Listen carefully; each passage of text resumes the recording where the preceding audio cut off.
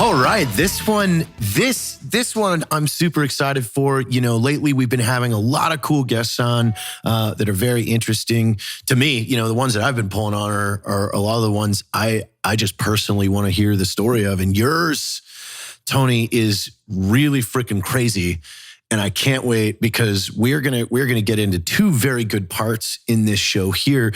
You know, the first half of just who you are and what has happened in your life in the last 22, 20, 21, 23 years. And then what you're doing now, because a lot of our audience is gonna be super fascinated with what you're into right now. But first, ladies and gentlemen, please welcome Lieutenant Colonel retired Tony Shaffer. Tony, welcome to Free Range American. Hey, Jared, thanks for having me. It's great to be here. And I've watched your podcast and I've been looking forward to coming on with you. So thanks for having me today. Oh, I can't wait, sir. This is going to be, to unpack what happened 20 years ago is like, I'm already amped on it. So yeah. I'll let you jump in, like jump in from the beginning. So yeah, I'm a retired intelligence operative. I actually retired in 2011. God, where's the time gone? Then I had 30 and a half years in by that time. So I had my mandatory retirement date, and I started doing stuff in the 80s, long before most people even knew we were, up to doing things. Some of my early assignments were over in Germany chasing terrorists in the mid 80s. One of my first assignments was, strange enough, one of my friends and colleagues, Bernie and I, his first assignment on the NYPD was in Manhattan, down off of 42nd Street. I was in Brooklyn as a very young intelligence operative in '86, working counterterrorism. So it's kind of interesting that so much of some of my friends' work we shared kind of the roots. And then fast forward 30 years later, I did some things that relate to 9/11. I was a whistleblower. Talk about a life-changing event and things never being the same. They don't tell you when you become a whistleblower that, once you blow your cover, you're not going back. So, your clandestine career is over, but it was something I enjoyed for the time I did it. We did a lot of cutting-edge things. I ran the first undercover cyber unit in DOD back in the late 90s, early 2000s, before anybody knew what the internet really was or what it could do. There's something we now talk about called weaponized technology. We were all looking at that back then. And so I'm gratified that I had a very complex, very weird, to use Tim Parlatore. Tim's one of my attorney. Tim always talks about having weird clients. Well, I had a weird career, which was very much marked by doing some very interesting things over 30 and a half years.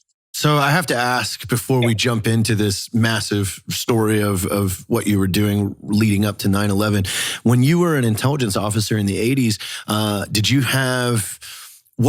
do you know anything about the submarine world back then? Because that seemed like when things were really crazy, like this things that you guys were doing as far in the intelligence community was like nothing that we've seen in the GWAT. Yeah. So, I think one of the things I've been trying to get Hollywood to pay attention to is kind of the secret history of the Cold War. And to that point, there's things that I still can't discuss to this day that happened that were very interesting.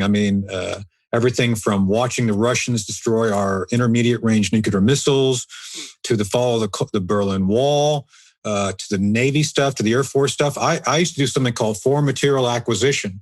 One of the things I've done everything from being undercover as a stuntman on a movie called Big Bad John, which is based on the song. I'm not kidding. I was part of the Stunts Unlimited crew, stuck in a hotel with them because I couldn't be exposed to the Russians. We were there monitoring. So I've done everything from being a stuntman to a gray arms salesman, because as a gray arms guy, I had to go out and buy, without the Russians knowing we were buying it, their equipment. And we would take that equipment and study it.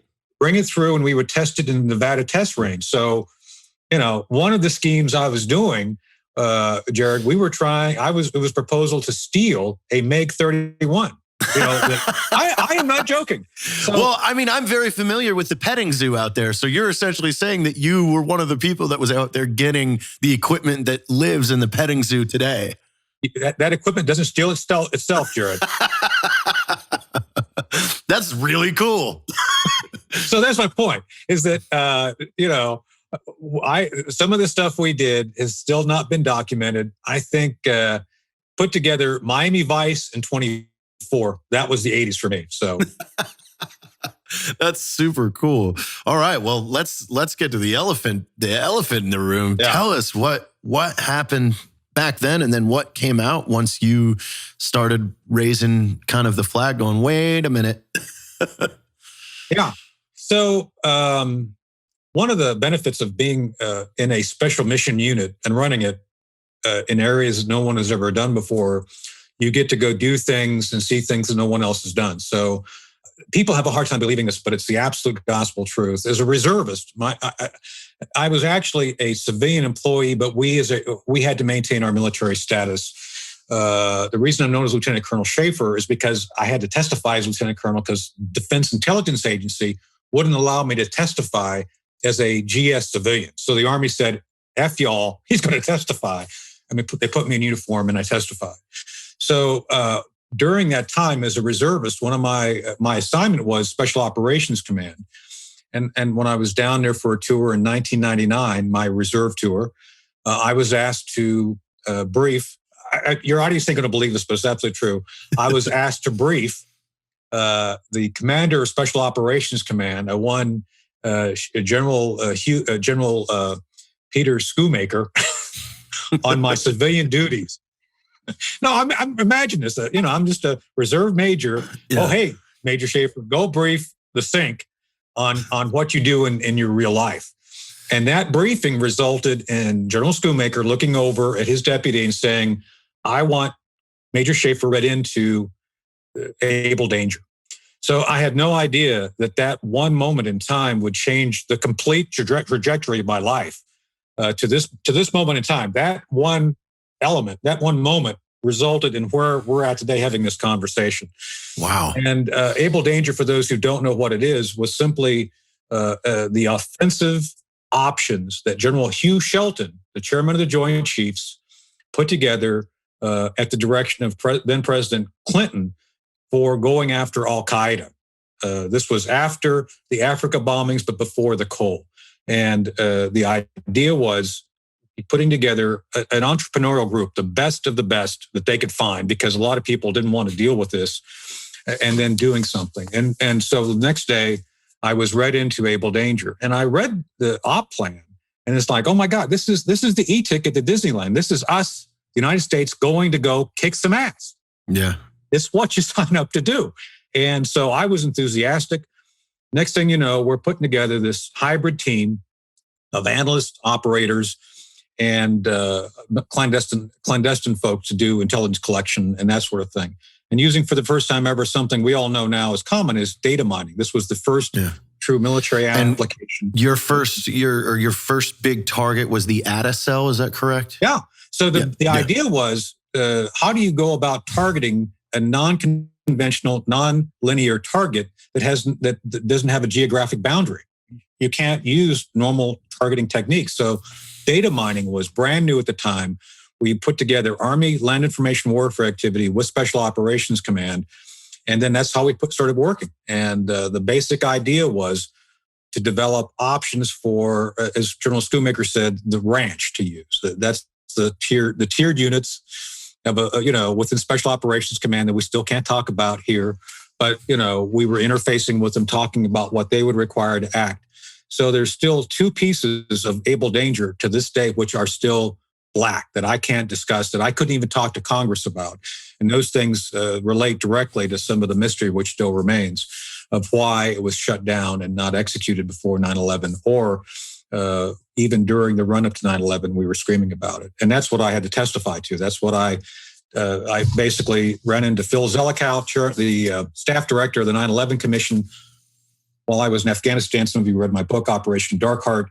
It covers my undercover work as the operations officer in Afghanistan for Defense Intelligence Agency, where I worked for Task Force 180 and Task Force 121. 121 being General McChrystal's Special Mission Task Force, which I was the human support element in. And boy, I opened on an air assault with the Rangers. And I'm sitting there on the air assault. It's like, how in the hell did I end up on an air assault? You know, it was kind of like, this is interesting. But my point being is that during the time in Afghanistan when we were fighting Al Qaeda and the Taliban, that's when I made my disclosure to Phil Zelikow and the 9/11 Commission, and that the rest is history. Next thing you know, I'm assigned to Navy, to Deep Blue, because my clearance is being revoked, and nobody can figure out why my clearance is being revoked. It's about a bunch of nonsense that the Army wouldn't even consider charging me with. Grand irony here, Jared. At the time that I came off active duty, I had these 3 allegations, which the Army looked at and promoted me to lieutenant colonel, and DIA used the same allegations to revoke my clearance. Think about that. Yeah. Well, let's just explain to a lot of the audience what it was that you were coming forward with. And you could, obviously, you're going to be able to explain this much better. Yeah. But from my understanding, as you were in the program, you guys were closely monitoring the ATA cell, which was up to 4 of the pilots that took over the hijackers of the 9/11. And you guys knew something was coming. And they wouldn't allow you to brief the FBI on it beforehand. And that's what resulted in our... Yeah, so explain that for everybody. One of the real downfalls and failures of to prevent the 9/11 attack, and I've said this to John Lehman, former Secretary of the Navy, to his face, who was on the 9/11 Commission. He said 9/11 was a failure of imagination. I said, no, with all due respect, Mr. Secretary, it's a failure of policy. The policy was to stop us from doing our job.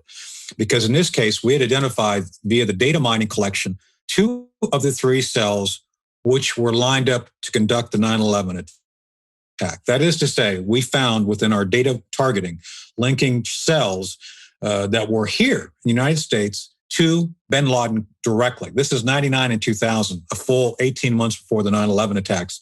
We had come up and identified this. And in 2000, when we were trying to get people to pay attention, DOD lawyers came in and said, these people, while they may be terrorists, are here legally. You can't legally look at them. The Gorelick memo. Jamie Gorelick said, you can't be looking at these people. It's like, they're freaking terrorists. They're like linked to Al Qaeda. And again, this is something nobody wants to talk about. Even a guy named Joe Biden was in the hearing on this back in 2005 when we first went public on all this. Nobody seems to be all that interested now, even now. But what we came up with was the identification of his cell to include him, Mohammed Atta. And he was there as Mohammed al-Sayed. He had an alias. And so the name was different, but that's him. And we had the data analyst who identified him confirm that. Wait, isn't that enough though to say we have a known terrorist with an alias in the country under an alias, which means forged documents to get into the U.S. One would think, and that's what we thought too, because when we were told by the lawyers, don't look, we said, I don't think so. So I was at the time working with the WFO, with Washington Field Office, on helping them target a terror group in Athens, Greece, called 17 November. So the special agent in charge of that investigation, by the way, I actually went undercover with the FBI on that op. That's a whole nother story for another day we could talk about. But I had to go undercover with the FBI in that operation to Athens in 2000. Because of that connection, that deep connection, and my being assigned to that, we actually used that connection to try to link up the FBI with Special Operations Command to pass the data. 3 times, Jared, we had lined up meetings with the FBI in Washington, with the bin Laden cell to pass the information. All 3 times, lawyers stopped us. And that was one of the things we wanted resolved, which to this day has never been resolved. Why that information was not passed to WFO. Where's the noise on this? Like, what about all the families of 9/11 victims and things like that? You would think once you guys came forward in 2005 and started saying this, a lot of people would be making a lot of noise. I met with a number of the families, and they were adamant about this. The Jersey girls, I met with them personally in New Jersey. And I sat down with them. I gave a on-record conversation. It's taped. They've never released it, but it's there. But I was more than happy to explain what our perspective is. And I've been very clear on this. I don't know everything that happened that day, but I've tried to be very clear to only talk about those things which I directly have knowledge of. And so I've been very clear. I can't speculate about anything else. But on this issue, I know what we tried to do. I know what we were prevented from doing. And I know there's been a continuous effort to suppress this, to include, and this goes back to my, Tim Parlatore, one of the lead investigator of the IG investigation in 2005, 2006, came forward and became a whistleblower himself and said, there was a cover-up. I was directed to throw you under the bus and ignore all the evidence. What? Yeah. By the way, Jared, no, this was reported to the ODNI IG in 2017, and somehow they're just not interested in investigating it. I'm not joking. I mean, this has been an ongoing complaint. I would say it's hard to believe, but having been part of something like you're talking about recently with government officials, I'm not surprised. I'm not surprised, because this seems like one of those things of, there were a lot of people in the chain that would have mud on their face if we ever blow this thing completely open, and they're all protecting themselves at this point. Absolutely. They refuse to come forward and say, I was part of the reason why this could have been prevented. Yeah, look, I've said for a long time, the 9/11 truther movement completely was a smokescreen to hide and help these bureaucrats avoid accountability. Putting out these outlandish claims. So throwing out this whole 9/11 was an inside job, was just a counter. It was an information operation that was a flood of garbage information to make people deaf to when real substantial allegations came forward. I mean, I've been talking about this type of IO campaigns that has been happening to us in the United States on social media for the last 3 years. Like, it's real. It's real. And I saw it firsthand, and it's still ongoing. This is not like the story's been done. So we're still kind of mid-story here. So I appreciate you giving me the time to talk about this. Yeah. So let's get to the point where you fired your attorney and are now going after him because he jumped in on the wrong side. So we've gone back, and every time we had a victory, like we won the First Amendment lawsuit on this, he didn't do anything to follow up. It's kind of like, oh yeah, we won. It's like, well, I want you to go after DOD to recover me, to show that I was retaliated against. Also, let's just add in that piece for everybody. The DOD bought the first 10,000 copies and destroyed them. They did, yeah. Now, this was, the judge ruled that the Army properly cleared the book. It was Defense Intelligence Agency who came in and said, oh, there's identities. There was no identities, but they insisted on coming in and doing a handful of redactions, just 5 or 6, turned into like 300 and something. I mean, they went through. But the good news, Jared, is because they did this, they made it a bestseller. I mean, who doesn't want to read something you're not supposed to? Exactly. So I was on with Don Lemon on CNN the week after the book came out, and he said, how do you feel about the director of DIA interdicting on your book? I said, I want to send him flowers. I couldn't have asked for better marketing. I mean, this is amazing. This is amazing. So by their own incompetence, they made it a bestseller. And then after the fact, we won our First Amendment lawsuit. Turned out my lawyer didn't want to do anything. So Tim filed litigation regarding the fact that he failed to take care of my interests, even though I actually put in writing what I expected him to do. Did nothing. So that's another ongoing lawsuit right now. Are you guys able to come back out with an unredacted version since you won the suit? So I've talked to the publisher about that, and they said, yeah, well, it's still selling. So as long as it's selling, we don't want to change it. So that doesn't make sense. Look, I still get royalty checks. Like, okay, so I don't know what it is, but we now have the authority to publish an unredacted version. But the publisher, I don't know. I'm all for it. As a matter of fact, I think we'd like to do a revision of some of the new information that we learned. And by the way, the people who were at Bagram with me collaborated with me to write all this. So this wasn't just me. This was my boss and several other folks who were on the leadership targeting cell who helped me write the Dark Heart story. So it's I think. Well, I think yeah. Once you conclude with all of this, you can add in almost another half a book to this thing, and then release the whole thing as a whole, unredacted, and everybody that has read it is going to want to read that unredacted version. They're going to get upset with me. Anytime I say anything is the truth, they're going to get upset. Now, trust me, they're going to fight me. They're never happy. Trust me. This is just a crazy thing. Yeah. Situation to be in. And you know, I mean, I'm sure you've experienced it firsthand of it's dangerous when the guys at the top, now there's things coming out that could potentially affect them. So this is when you see these cover-ups. This is when you see everything being hushed and to see that your Inspector General investigator himself to flip once investigating. That's insane.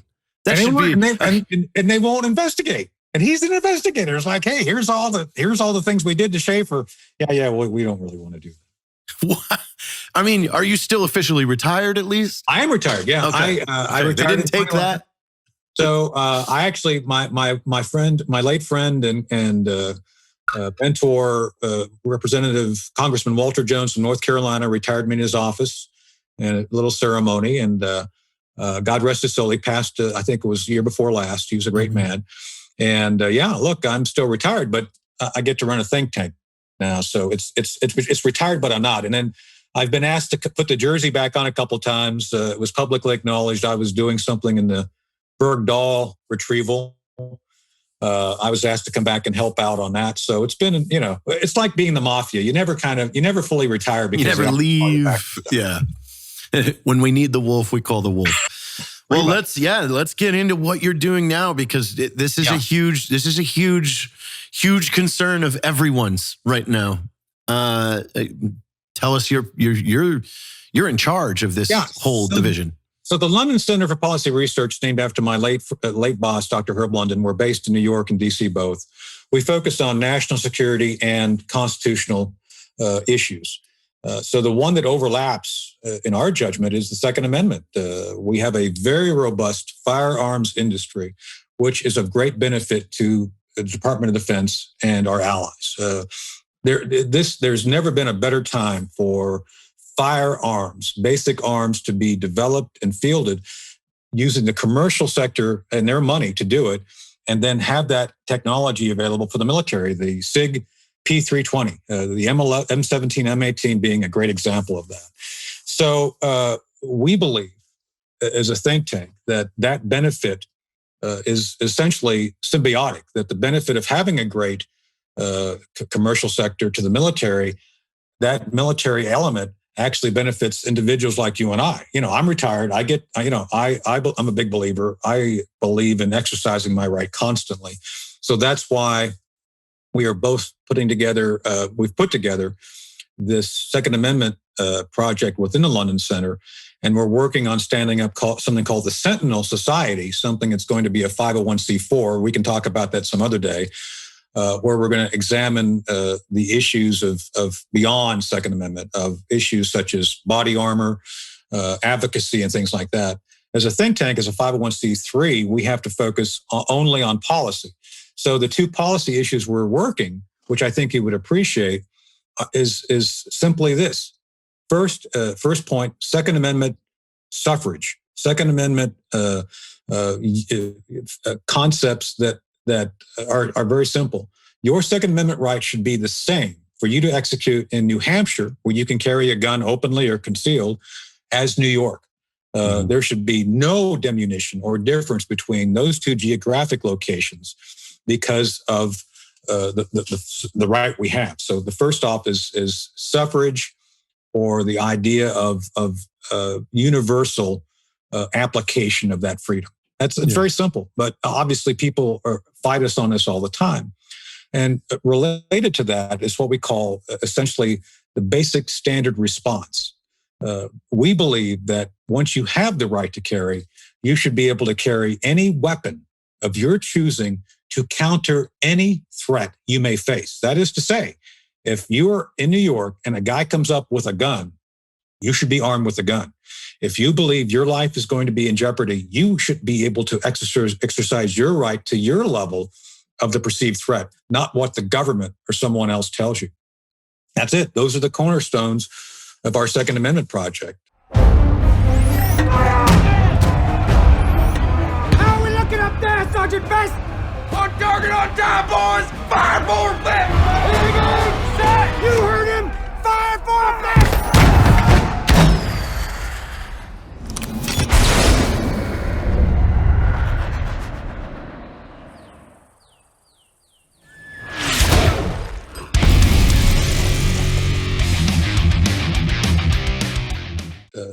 Universal suffrage, universal franchise, the idea that your right should be equal all through the country. Your First Amendment rights are the same. Why aren't your Second Amendment rights? And then the idea that you should be able to have the ability to respond, to adequately and effectively respond to the level of the threat coming at you. So I don't, yeah. Are you guys really diving into a lot of the suffrage cases where, because I personally just have heard so many horror stories of someone traveling through New York or New Jersey and then getting thrown in jail and them trying to process massive firearm felonies against them when they were rolling through, and they were allowed to have everything that they had wherever they were coming from. Yeah. So the answer is yes. So we right now, believe it or not, we're actually looking at partnering on some aspects of this with Rutgers University in New Jersey, where we want to examine factually, completely unemotionally. Jared, I am tired of the left making this an emotional issue. Guns are a technology. Cars are a technology. Cars are involved in all sorts of things every day. We don't talk about banning cars. So let's sit down and have an adult, factual conversation about this. And the other thing I find interesting, and boy, I get in trouble for this all the time. I always point out to the left that they use a term created by Hitler to describe what they want to do. The Sturmgewehr, the STG-44, the first assault weapon was a term. Assault weapon, assault rifle, is a German Nazi term, and the left uses this. We don't use assault weapons. There's no such thing as an assault weapon.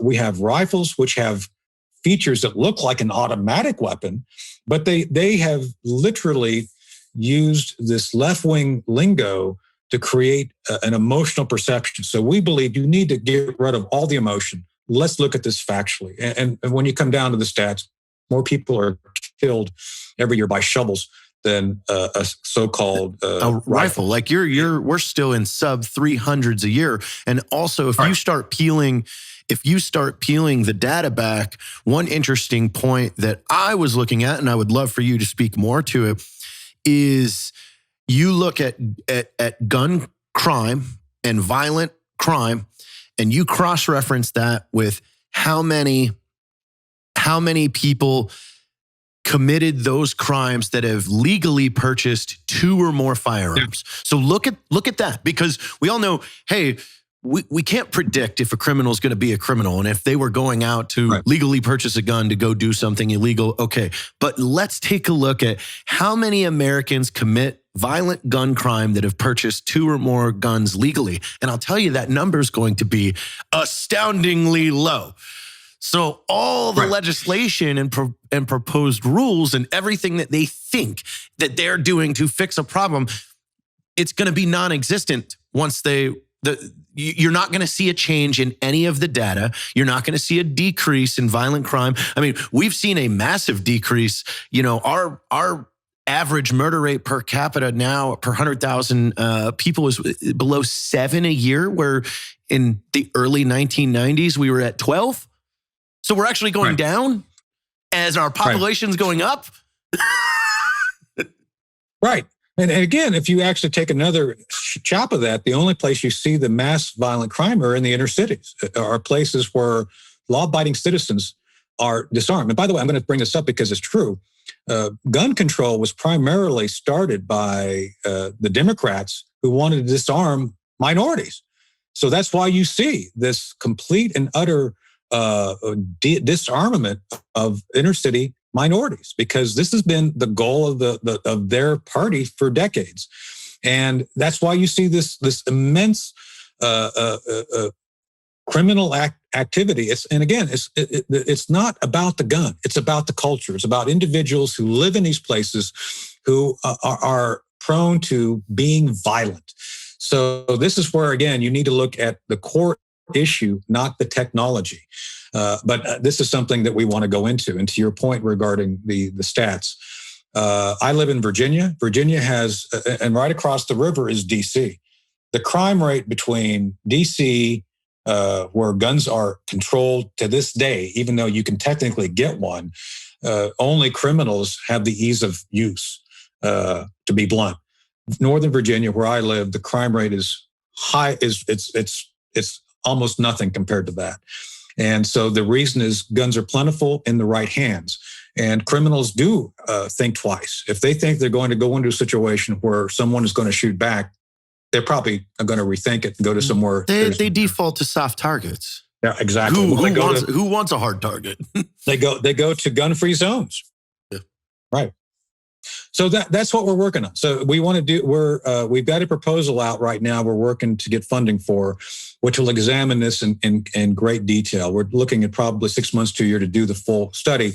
But the idea is to be dispassionate, to be factual, and again to let everybody look into this, no matter who they come from or what their background is. I do believe on the facts, on an unemotional argument, the idea of universal franchise and the appropriate level that you or I judge that we need. If you want to carry a 45 with 8 rounds, God bless you. If you want to carry a Glock with 18 rounds, God bless you. It should be up to you. Well, you bring up a very good point earlier here that, I've never thought of. The argument is I can sit here in Texas and say San Francisco sucks.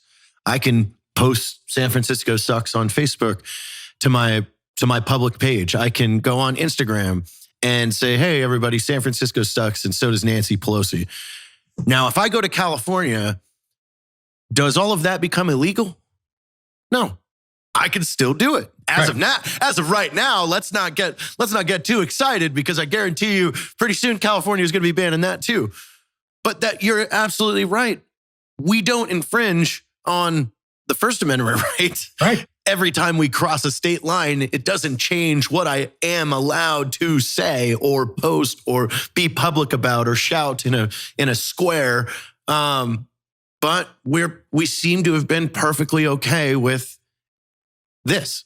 Yeah, it's been the boiling frog syndrome. I mean, the left has demonized the technology using very sophisticated techniques that essentially allow people to think it's safety. They constantly use this gun. Say, oh, it's not safe. Look, I'm telling you, I've been in combat. I've used guns my entire career. Yes, guns fundamentally are unsafe. Flying is unsafe. Life is unsafe. But the idea is you train yourself, you're prepared, and you use that technology effectively based on not demonizing it, but understanding and embracing it. Well, I mean, here's a prime example, because it's almost like in your case, with what you were doing with 9/11 and everything. The Sandy Hook shooter was reported to the police 30 plus times. He was reported to the FBI twice. And look how fast. No one wanted to talk about that. No one wanted to say, hey, we need to look at what broke if 30 plus times this individual was and was even reported as to having a plan or a hit list to attack a school. Right. And we didn't react. So why isn't that and like you're saying, let's demonize the technology that the guy has, but let's not hold the people accountable that were warned about this time and time and time and time again. That's the issue. Every major shooting and terrorist event recently has had the individual on the radar of the FBI, to include the recent shooter in Denver. He was on the radar. He was mentally unstable. Oh, okay, well, that's a clue. Law enforcement goes with clues. We go with indicators as intelligence officers. But I'm saying there was clear evidence that something was not right. The shooter in Florida at the school there. These things have a pattern to them. And the two things which I would argue we should focus on more than guns is mental health and the potential use of drugs to counter one's stability. One could argue Ritalin and other mind-altering drugs used to... Wellbutrin, things like that really freaking throw your chemical... So maybe that's an indicator that that person, if they're saying, hey, I don't feel right, I feel like I'm going to go out and shoot people, maybe and I'm saying, I'm not, let me be clear so YouTube doesn't get on your butt on this. I'm just saying this, I'm quoting this, I'm not saying it. I'm saying if people use information about someone's drug use and they're saying they feel violent, that's something that should be examined. That's something that people should look at. That's a commonality. And also the second thing is law enforcement knowing this. Law enforcement seems to have some level of early warning, but they don't take it. And instead, they do this approach of making sure everybody's checked rather than checking on those who are most likely to commit an act of violence. That's the problem. Now, here's a really big question I'm going to have for you is, sure. With your efforts up there and really taking the science and data approach to this, what message do you want to give to everyone else out there that's like me and everyone else that, may have served, may have not, but grew up in somewhat gun culture? What should we be doing to counter the left's messaging? Because one big thing I have brought up lately when I get into these heated arguments is, hey, shall not be infringed is no longer a good arguing point. You're not changing anybody's mind by just yelling and shouting. Right. The amendment says shall not be infringed. It's like you're not winning a new person onto our side by shouting that at them. Right. So how do you feel it's best to message back towards anybody that is pushing out anti-gun and hard anti-2A legislation and support and things like that? So two ways. First off, remove the emotion.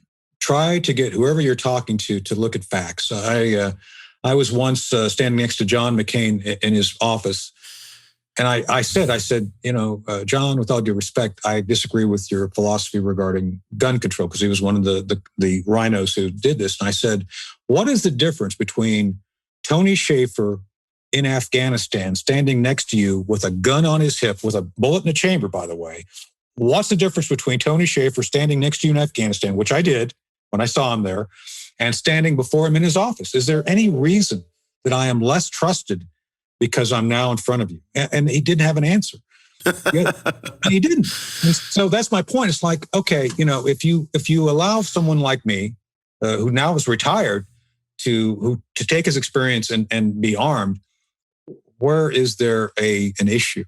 I go around all the time armed. I was in the Costco recently checking out, and the guy recognized me, and he walked up. He says, "Hey, Colonel, I'll bet you armed right now, aren't you?" I said, "Yes, I am." He says, "Thank God. I can't say this because I get in trouble, but I appreciate people like you being here, because we know if something happens, you're going to help." So put it in terms that they can understand. It's like, I'm not here as a threat. I'm here to counter a threat. And that's the idea, is that the Second Amendment's not about guns. It's about protection. It's about the idea of having that training, that will, that willingness to do something to stop others from being harmed. That's the way we have to win this, because that's the reality we face. So that's this I'm going to pose you with a very interesting question is, where are you at, with being able to continue your rights on military installations? Because what you're saying doesn't make sense either. I could walk around Camp Victory with a bullet in the chamber and a loaded sidearm, but I can't do it on Fort Bragg. And the last few years, we have seen active shooters on military installations, and you're forcing people not to protect themselves. How is that right? It's not. And I've taken this on. This is a decision made back in the early 90s. It was actually Bush 41 who put together the paperwork, and it was implemented in 92 by the then brand new Clinton administration. And the idea was to disarm the military. It's unheard of. I don't get it. the people who are most able to and likely to be able to use a firearm are restricted from having them. I don't know what. Well, I know why, but I don't want to get into that right now. It'd be another debate. But the idea here is, when I go on Fort Belvoir, I go often to get a haircut. I can't go armed because the moment I get caught, if I got caught, I would be, the bad guy. Treated like a terrorist. Literally treated like a terrorist. Yeah, because anybody I know that's accidentally left a firearm in their car, their bag, or anything, the base cops and everybody wants to make this out like it's some conspiracy. It's like, absolutely. No, idiots. Like, this is just normal life. Yeah. So we plan on taking that on as well. Strangely enough, I actually served for General Austin when he was a brigadier, the current SecDef. I don't think we're going to be getting along this time, but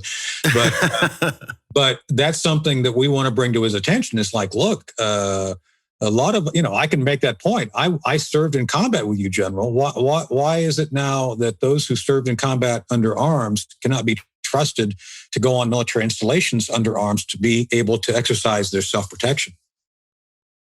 It blows my mind, especially, when we were all there in the early years of the war, like every single person had a gun on them. That's right. And that was fine. We were on a military base.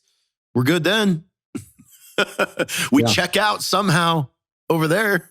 No, it is irrational. Again, going back to it's irrational. We need to get all this irrational. Oh, it's dangerous. Walking across the intersection in New York is dangerous. Seriously. How many people get hit by taxis every year, but you don't ban taxis? So what are some good resources for people to have the data, though? Like I said, I think our best movement forward is arming the audiences, or arming our audience with facts, with things to rebut every time someone says this. Where are good places for people to read up and study on the actual facts? Therefore, when they get in a heated firearm into a argument, they're hitting them back without emotion and just straight fact. So come to LondonCenter.org. We have a number of articles that our senior fellows have put out. It's on our it's a wet resource. Plus, we interact with others. Lieutenant Colonel retired Tim Wilson. He's British, by the way. But you'll get past that. It's okay. He's one of us now. He's naturalized. He's our senior expert, manager of our Second Amendment project. He's done a lot of work and research on this. So you'll see on LondonCenter.org a number of articles and works he's done to outline this. Plus, there's some videos we've done on thought to action, where we bring on others to talk about this issue. We have a number that relate directly to the Second Amendment. A lot of people's questions can be answered. Plus, right on our main website is our joint effort with Sig Sauer. Tom Taylor and I did a first-time gun owner video. Basically, the idea being, if you're going to own a weapon, we recommend you own it safely. So we did a joint video with Sig. We're looking right now doing a second, which we'd like to have you guys involved in, as a matter of fact, looking at philosophy of use. This basic first video is just that. You pick up the gun. These are the things you have to do to be safe. This is how you shoot it safely. We had some of our senior fellows participate. But the next thing is, as you and I both know, having a gun in a safe doesn't do you any good. What are you going to do with it? So we want to be able to examine the legal and operational realities we all face in basically three scenarios: home use of a weapon in a real event, street use of a weapon in a real event scenarios, and then vehicle use of a weapon. These are all the things I've personally had to be involved in. As you know, you talk to people all the time who have to actually use weapons in combat. Well, I would argue, Jared, that a lot of people only have the experience of going to the range and shooting at static targets. That's not like real life. So the idea here is we want to give people an understanding, like we've just gone through, what the obligations are, but at the same time, what do you do to be prepared? Because being prepared and ready to act, knowing what the circumstance you may face may bring, is one of the best things you can do to both dispel fiction and prepare people to be invested in their own defense, which I think is the best thing we can do.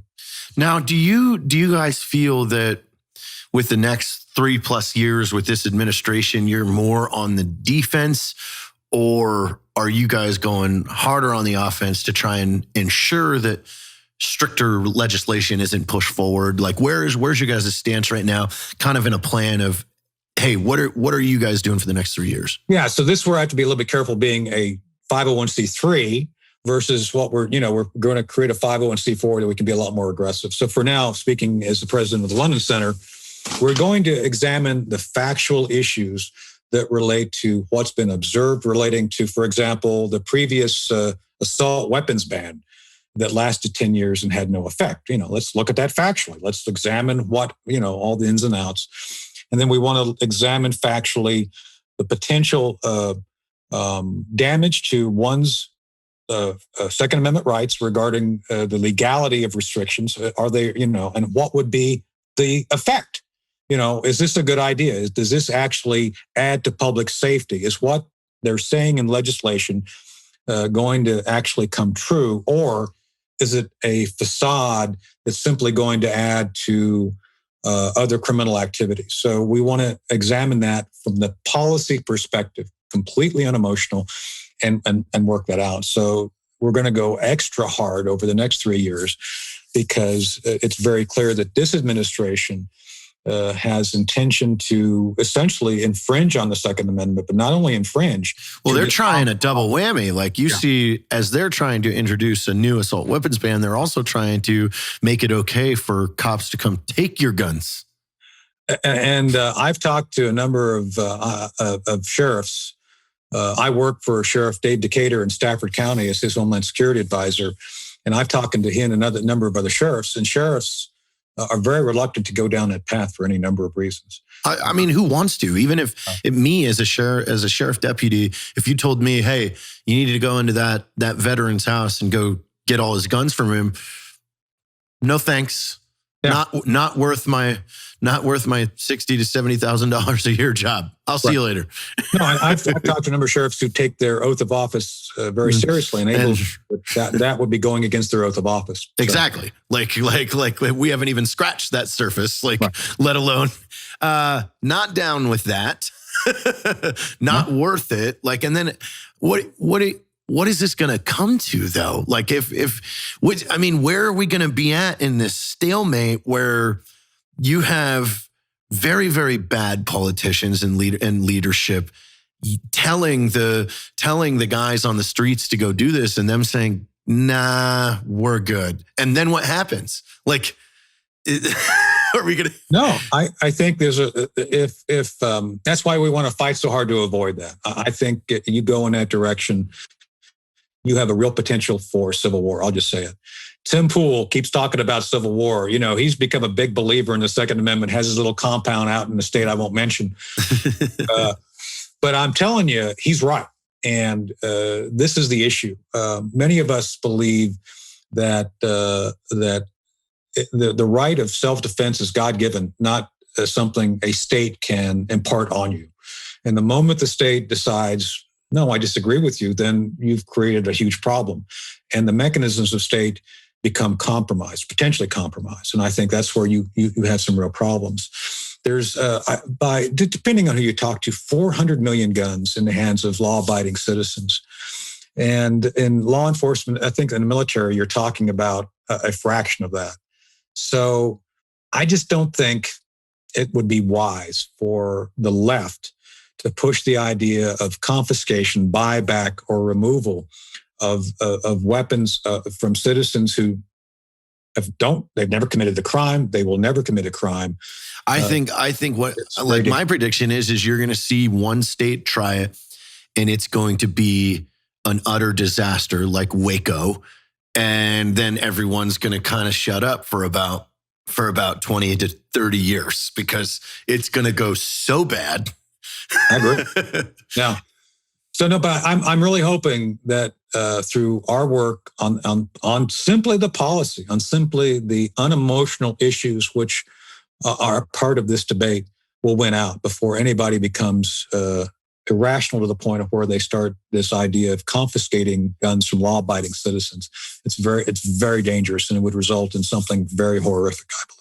Well, if people want to help you in this crusade, yeah, how can they do it, and where can they do it? Like, how does somebody? I mean, are you guys taking applications for people to come in and do some of these workshops? Are you like how can people get involved? So there's three ways. First, you might laugh at this, but we were going to do an in-person Second Amendment conference examining the benefits of the commercial sector to the military at the International Spy Museum in D.C. But, oh my goodness, all the trustees and attendees said, D.C.'s not safe. We don't want to attend. Just saying. It's like, oh, okay, that's probably a good move. Anyway, I'm just saying we want to do that. We did. And the pandemic had a large effect on this too, but people simply said, we don't think DC is safe. So there's three ways. First, by simply joining the London Center, we have various levels of membership. We are not quite like Judicial Watch on that. You know, Tom Fitton and those guys do a lot of stuff. We have our membership available. People can go online and check it out. They can join us on our social media to monitor what we do. We have paid subscriptions to that. So that's one area.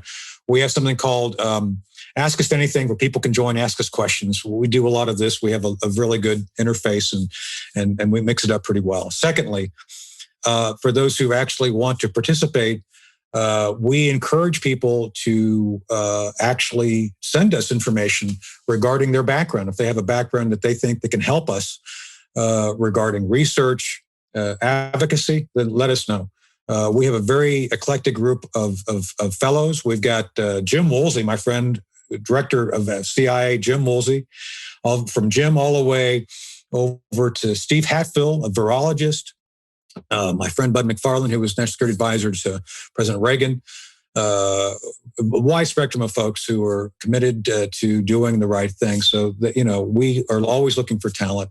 And third, and I think most importantly, be involved. Come check us out. You don't have to necessarily give us money, but we'd appreciate it because we are a public charity. But just try to like, share, and subscribe to what we do. Talk about, to your point, make it a point of talking factually and getting information out factually about what's going on. So those are essentially the three ways that we encourage people to be part of what we do and to help us work this effort. Awesome. Well, we'll make sure to get the links down in the description. And how do people find you and talk to you, Tony? So I'm very active on Twitter. Got it. So people will see interface.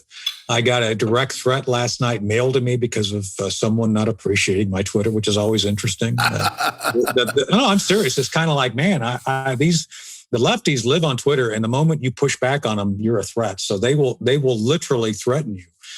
And I had, I think, 3 accounts suspended today. It's like, you know, it's amazing. So I'm on Twitter. People can see me there, T-Spooky. Obviously, the London Center is a good place to correspond, that sort of thing. And obviously, I wrote the Operation Dark Heart, available on Amazon. People will enjoy it.